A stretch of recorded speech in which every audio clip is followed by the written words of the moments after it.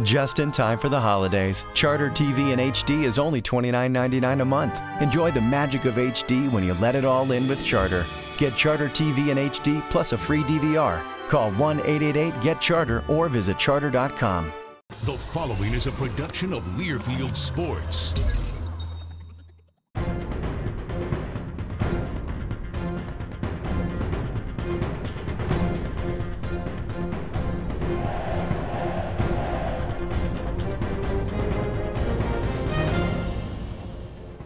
The Badger Hockey Digest, presented by Charter Communications.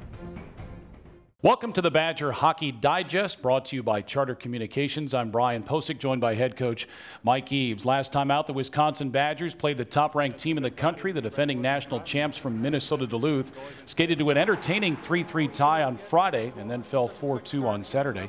Mike, that opening game, it just proved once again that your team can skate with the best in the country. I know Saturday didn't get the start you wanted, but your team never gave up.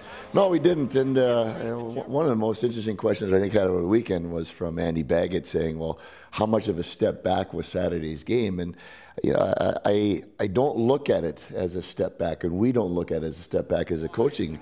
It just is an indicator that this young team isn't ready to quite step to that next level yet, and that next level lies within the word of consistency.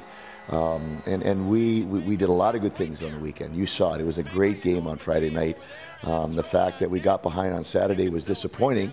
But the fact is, we made it a little interesting at the end by pulling our goaltender. That's the first time in our career that I'd done a 6-on-3 with an empty net. So there was some. The kids, they were into it. You know, and the prime thought in their mind was, we need to win this third period, and if we get 1 or 2 goals, actually if we get that third goal there and we had opportunities, then it gets even more interesting. Yeah.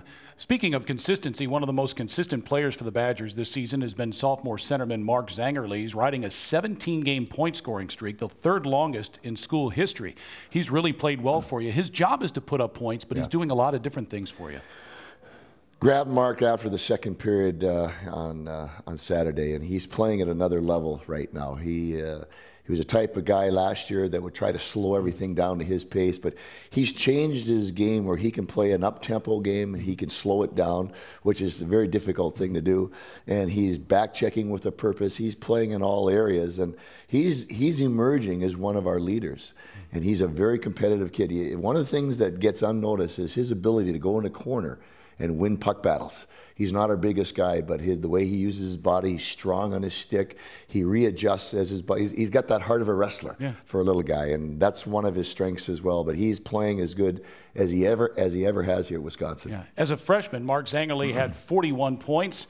So far, halfway through his sophomore season, he has 27. And he's changed roles, too, going from right wing to center.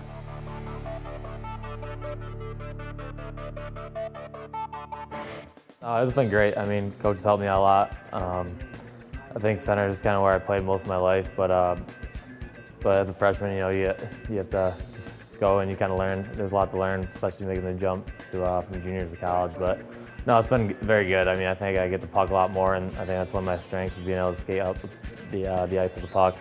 But there's definitely a lot more responsibility, which is something I like to have. Faust banks it off the end boards to Barnes, shoved it off the side of the cage. It's loose in front. Zangerle, LeBate, Zangerle, he scores! I was pretty disappointed after the first game. Not so much that I didn't get any points, but I didn't think I played my best game and didn't contribute and produce chances. And right away, if you don't do that, then you're not going to be able to get goals or assists.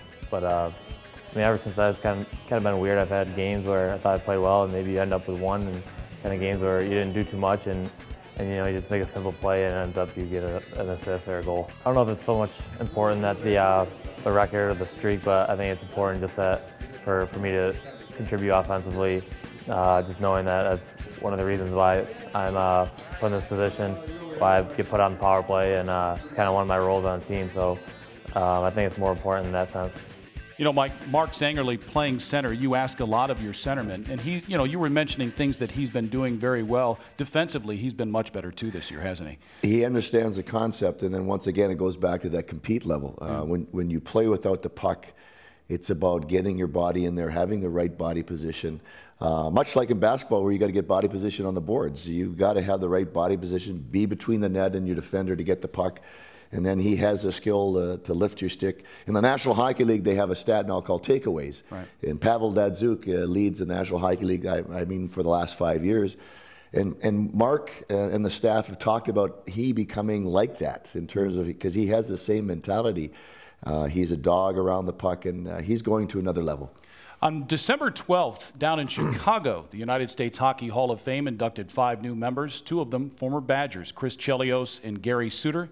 Mike, you were there. I guess it was a great time. It was awesome. In a word, that word gets overused quite a bit, but it truly was.